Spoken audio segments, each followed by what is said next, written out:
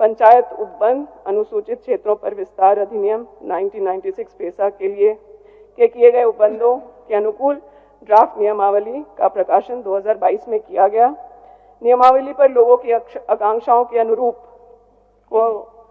बनाने के हेतु इस पर जनता का सुझाव और मंतव्य भी प्राप्त किए गए। इसमें कई सारे संगठन भी सम्मिलित हुए।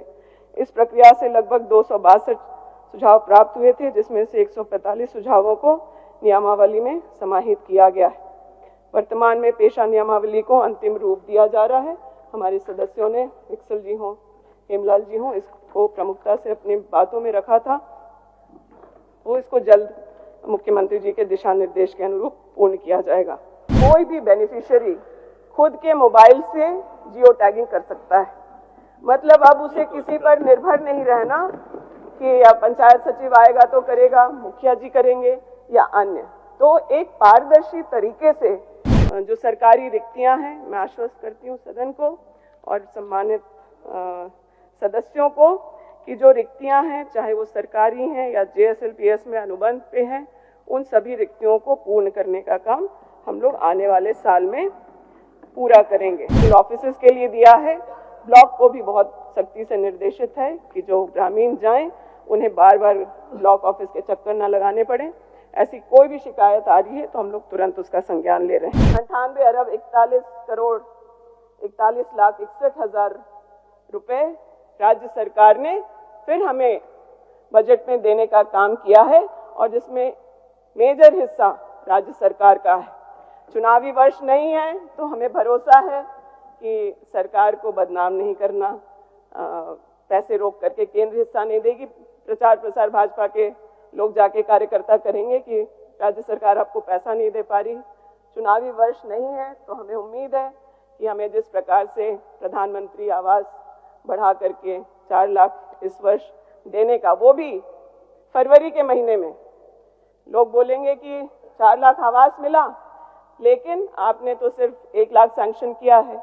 लेकिन वो किस वक्त हमें मिला वह भी सदन के संज्ञान में आना जरूरी है, खास करके पक्ष के साथियों के सामने, ताकि जब इस तरह का दुष्प्रचार सरकार के खिलाफ किया जाए तो अपनी बातों को रखा जा सके।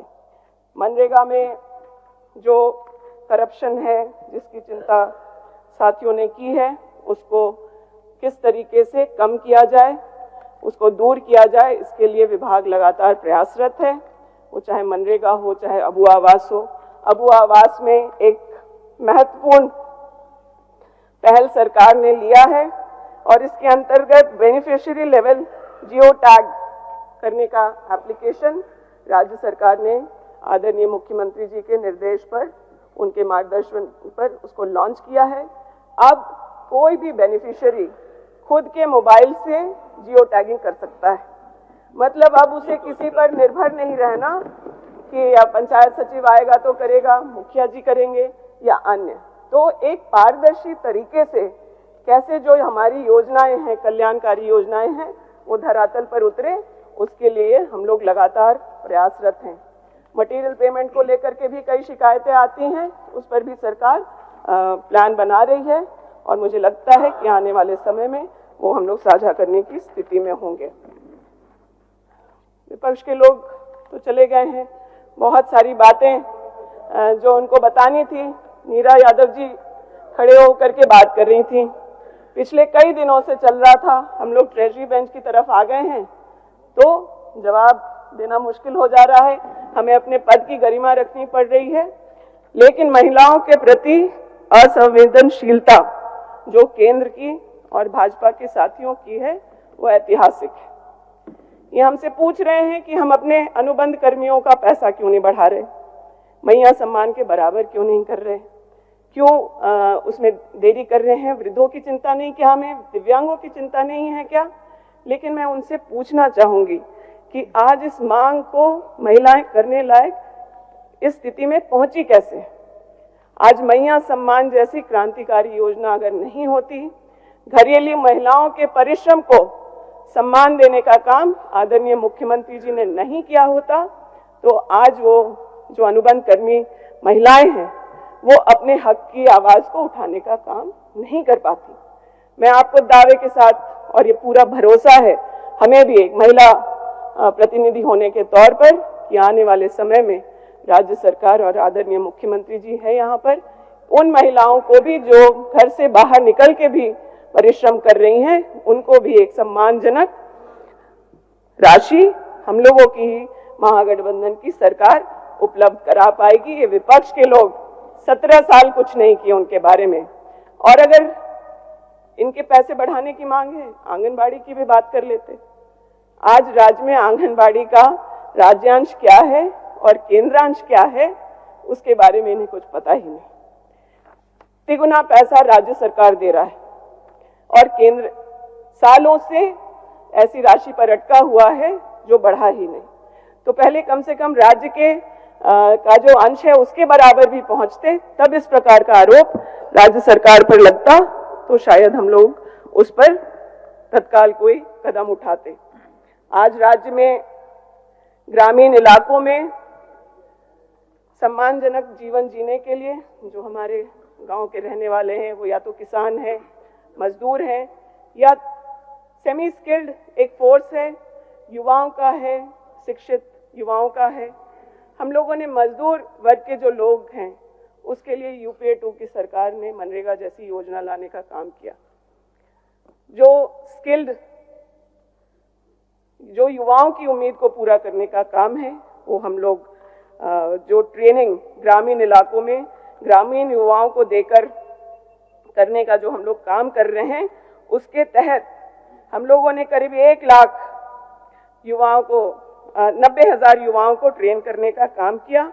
और जिस प्रकार से उन्हें रोजगार के अवसर दिए जा रहे हैं, 55% तक हम लोग उनको रोजगार देने में सफल हुए हैं और आने वाले समय में यह परसेंटेज बढ़ेगा, ये पूरा भरोसा है हम लोगों को। पिछला वर्ष चुनावी रहा, कई सारे हम लोग काम पेंडिंग रहे। इसके अलावा जो विभाग में जो रिक्तियां हैं, जो सरकारी रिक्तियां हैं, मैं आश्वस्त करती हूँ सदन को और सम्मानित सदस्यों को कि जो रिक्तियां हैं, चाहे वो सरकारी हैं या JSLPS में अनुबंध पे हैं, उन सभी रिक्तियों को पूर्ण करने का काम हम लोग आने वाले साल में पूरा करेंगे। ये अबुआ बजट जो है वो एक सिर्फ आर्थिक दस्तावेज नहीं है, ये झारखंड के गरीबों, किसानों, मजदूरों, आदिवासी महिलाओं और युवाओं के जीवन को बेहतर बनाने का एक दृढ़ संकल्प है। इसमें महिलाओं के लिए जो काम हम लोगों के राज्य में हुआ वो भी ऐतिहासिक है। मैया सम्मान योजना की बात हो, चाहे सर्जन पेंशन से महिलाएं लाभान्वित हो रही हैं, इसके अलावा ग्रामीण महिलाओं को आर्थिक गतिविधियों में कैसे जोड़ा जाए, उसका काम राज्य सरकार की JSLPS बहुत सफलता से कर रही है। महिलाओं को 32 लाख महिलाओं को समूह से जोड़ करके उन्हें चक्रीय निधि देकर अलग अलग रोजगार से जोड़ा जा रहा है। 10 साल 15 साल से जो सड़कें जर्जर थी उसके सुदृढ़ीकरण का काम हुआ और क्वालिटी काम हो रहा है।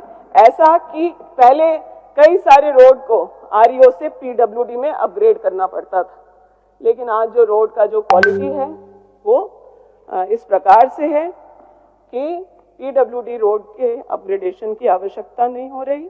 ग्रामीण इलाकों में अगर ग्रामीण सड़क अच्छे क्वालिटी का है तो उससे भी ग्रामीणों का आवागमन और रोड कनेक्टिविटी अच्छा रहना है। लेकिन इसके साथ ही कई सदस्यों ने इस विषय को लाया है कि जो 10% से बिलो टेंडर्स हो रहे हैं, उसमें जो संवेदक हैं आपस में काम की लड़ाई को लेकर के काम तो ले लेते हैं, लेकिन उसकी शुरुआत करने में विलंब करते हैं, करते भी हैं, तो उस प्रकार से डिलीवर नहीं कर पा रहे हैं जिस सोच से राज्य सरकार इस योजना को लेकर के आई है। मैं आश्वस्त करना चाहती हूं कि इस विषय में आदरणीय मुख्यमंत्री जी भी बहुत गंभीर हैं और विभाग जल्द एक प्रस्ताव जो संवैधानिक है उसको कैबिनेट में लाने का हम लोग प्रयास करेंगे, जिससे कि काम की गुणवत्ता भी बनी रहे और जो सरकार के निर्णय रहे हैं उसका भी सम्मान रहे। तो जल्द हम लोग कैबिनेट में लाएंगे, मैं आपको आश्वस्त करना चाहती हूँ। अबुआ आवास, JSLPS और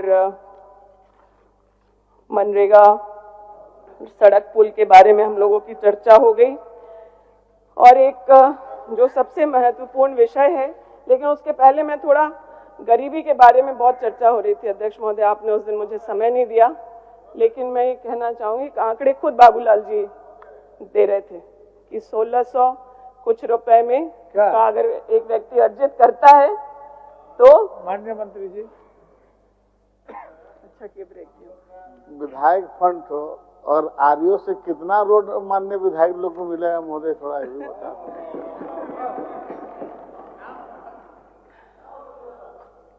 अध्यक्ष महोदय, बजट में प्रावधान रखा गया है और मैं आश्वस्त करती हूं कि पिछले बार से कम नहीं मिलेगा और जो योजनाएं सरकार ने खास करके पिछले साल में जो पारित किए हैं उस काम को पूर्ण कराने के बाद शायद आप लोगों का डिमांड भी उतना ग्रामीण सड़कों के लिए नहीं रहेगा। मैं आश्वस्त करती हूं कि पक्ष और विपक्ष के जो सदस्य हैं उनको अपने क्षेत्र की महत्वपूर्ण समस्याओं का निदान करने के लिए सरकार की तरफ से जो निधि की राशि है और जो आरईओ से सड़क और पुल का जो निर्माण होता है स्पेशल डिवीजन से, उसमें आप लोगों को सम्मानजनक हिस्सेदारी मिलेगी। जो पीवीटीजी ग्राम है उसमें आवास और सड़कों को 100% बनाने का लक्ष्य राज्य सरकार ने लेने का काम किया है और साथ ही साथ जो पंचायती राज के सुदृढ़ीकरण की बात को लेकर के है उसमें कई चीजें महत्वपूर्ण हैं। उसमें खास करके ग्राम सभा बहुत महत्वपूर्ण है। केंद्र सरकार किस प्रकार से ग्राम सभा को कमजोर करने का काम कर रही है वो आज किसी से छुपा हुआ नहीं। वन अधिनियम में जो है ग्राम सभा को कैसे मैंडेटरी नहीं रखा गया ये हम लोगों के सामने है और ये क्यों नहीं रखा गया है सबको साफ है। वन क्षेत्रों में जो खनिज है उसको कैसे अपने कॉरपोरेट दोस्तों को, मोदी जी, अडानी को, अंबानी को कैसे सुपुर्द कर दें और कोई सवाल ना उठाए, वहाँ के ग्रामीणों के की जो है की बातों का कोई से ना रहे और कैसे हमारे जंगल जमीन को लूटा जाए उसका प्रयास है। छत्तीसगढ़ में क्या हो रहा है, लाखों की संख्या में पेड़ काटे गए और ग्रामीणों के बातों की अनदेखी की गई, ये सबको मालूम है। और लेकिन हम लोग सुरक्षित हाथों में हैं। आदरणीय मुख्यमंत्री जी का नेतृत्व है हम लोगों को। या झारखंड राज्य में भाजपा अपने इस षड्यंत्र में किसी भी तरह से सफल नहीं होंगे। कानूनी तौर पे या फिर आंदोलन के तौर पर हम लोग अपने जल जंगल और जमीन की लड़ाई को कभी कमजोर नहीं होने देंगे। पंचायत और ब्लॉक बहुत महत्वपूर्ण है। ब्लॉक ऑफिसेस कैसे ग्रामीणों को अच्छे से उनकी शिकायतों को एड्रेस करें। कोई अगर ब्लॉक में जाए तो उसे किसी पदाधिकारी के द्वारा उसकी उपेक्षा ना हो, इस बात के लिए भी विभाग को निर्देशित किया गया है। ब्लॉक ऑफिस हमारा चेहरा है। आज हम लोगों के 5 साल के कार्यकाल में ब्लॉक बिल्डिंग्स हो या ब्लॉक के कर्मचारियों के आवास की बात हो, करीब 100% हम लोग बना करके तैयार हैं। कहीं कुछ निर्माण चल रहा है, वो भी पूर्ण हो जाएगा। लेकिन जब राज्य सरकार कर्मियों का इतना ध्यान रख रही है तो कर्मियों का भी यही जिम्मेदारी बनती है पदाधिकारियों की कि सरकार की बदनामी उदासीनता से, अनदेखी से ना हो। जिसके लिए ये सरकार बनी और जिन्होंने इस सरकार को बनाया है उनको पूर्ण सहयोग हो, उनकी परेशानियों का निदान प्रखंड से हो। यह 5 साल में प्रयास होता रहा और आगे भी बहुत सख्त कार्रवाई, जैसा कि मुख्यमंत्री जी ने सर्कल ऑफिसेस के लिए दिया है, ब्लॉक को भी बहुत सख्ती से निर्देशित है कि जो ग्रामीण जाएं उन्हें बार बार ब्लॉक ऑफिस के चक्कर ना लगाने पड़े। ऐसी कोई भी शिकायत आ रही है तो हम लोग तुरंत उसका संज्ञान ले रहे हैं। लेकिन इसको एक कदम और आगे बढ़ाते हुए हमें अपने पंचायत सचिवालय को सुदृढ़ करना है। हमारे पास आज पर्याप्त कर्मी है, जहाँ जो कमी है उसको भी पूर्ण किया जाएगा और राज्य सरकार की तरफ से पर्याप्त खर्च किया जा रहा है पंचायत सचिवालय को सशक्त करने के लिए। डिजिटाइजेशन का काम हुआ है। किस प्रकार से जो रोजमर्रा की जरूरत ग्रामीणों की है वो पंचायत भवन से ही उसका निदान हो जाए, इस पर हम लोग तेजी से काम कर रहे हैं। और मैं आपको आश्वस्त करती हूँ कि आने वाले समय में जिस भी पंचायत में जो संबंधित कर्मी हैं उपस्थित ना हुए समय पर, तो उन पर सख्त से सख्त निर्णय राज्य सरकार लेने का काम करेगी। 2026 तक हमारा जो ये पंचायत को डिजिटल प्लेटफॉर्म से जोड़ने का काम है पूरी तरीके से हो जाएगा, जिससे शासन ग्रामीण क्षेत्रों में शासन को पारदर्शी और सुगम बनाने का बड़ा काम हो जाएगा। 21 से अधिक सरकारी सेवाएं पंचायत सचिवालय से पूर्ण होगी और लोगों को चक्कर नहीं लगाने पड़ेंगे। 2026 तक जो पंचायत ज्ञान केंद्र स्थापित करने की बात है, जहां ग्रामीणों को वित्तीय साक्षरता, डिजिटल शिक्षा और सरकारी योजनाओं की जानकारी दी जाएगी, उसको पूर्ण कर लिया जाएगा। आने वाले वित्तीय वर्ष में 2500 ऐसे ज्ञान केंद्र हम लोग पंचायतों में स्थापित कर लेंगे। पंचायत भवनों को पूर्ण रूप से क्रियाशील करना विभाग की प्राथमिकता रहेगी।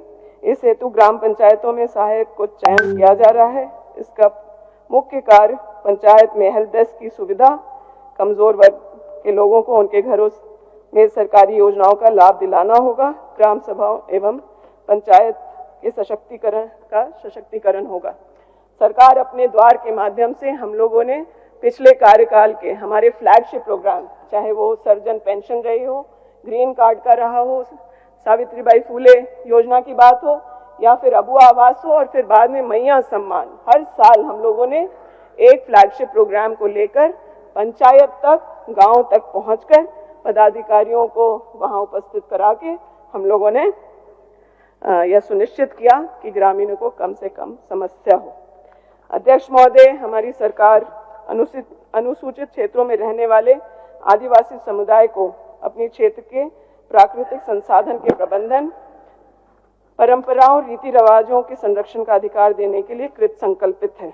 इस निमित्त पंचायत उपबंध अनुसूचित क्षेत्रों पर विस्तार अधिनियम 1996 पेशा के लिए किए गए उपबंधों के अनुकूल ड्राफ्ट नियमावली का प्रकाशन 2022 में किया गया। नियमावली पर लोगों की आकांक्षाओं के अनुरूप बनाने के हेतु इस पर जनता का सुझाव और मंतव्य भी प्राप्त किए गए। इसमें कई सारे संगठन भी सम्मिलित हुए। इस प्रक्रिया से लगभग 262 सुझाव प्राप्त हुए थे, जिसमें से 145 सुझावों को नियमावली में समाहित किया गया है। वर्तमान में पेशा नियमावली को अंतिम रूप दिया जा रहा है। हमारे सदस्यों ने, विक्सल जी हों, हेमलाल जी हों, इसको प्रमुखता से अपनी बातों में रखा था। वो इसको जल्द मुख्यमंत्री जी के दिशा निर्देश के अनुरूप पूर्ण किया जाएगा। अध्यक्ष महोदय, इस झारखंड के गांवों को कैसे हम लोग गांधी जी, बिरसा जी और अंबेडकर जी के सपनों का गांव बनाएं, उसके लिए हमारा विभाग कृत संकल्पित है और हम लोग इस दिशा में आगे बढ़ रहे हैं।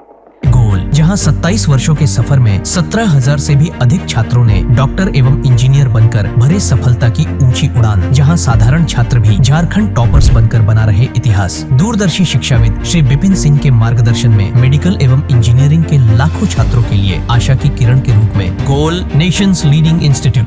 बायोम सिर्फ मेडिकल प्रिपरेशन का संस्थान। बायोम से लगातार दूसरी बार नीट यूजी में 700 मार्क्स पार। 10th पास स्टूडेंट्स के लिए फाउंडेशन कोर्स, 11th पास स्टूडेंट्स के लिए फ्रेशर कोर्स और 12th पास स्टूडेंट्स के लिए टारगेट कोर्स 17 अप्रैल से शुरू हो रहे हैं। कॉल 7360066190 और visit biome, circular road near women's college and Hinoo राज्य। thefollowup.in. Like, share and subscribe. www.thefollowup.in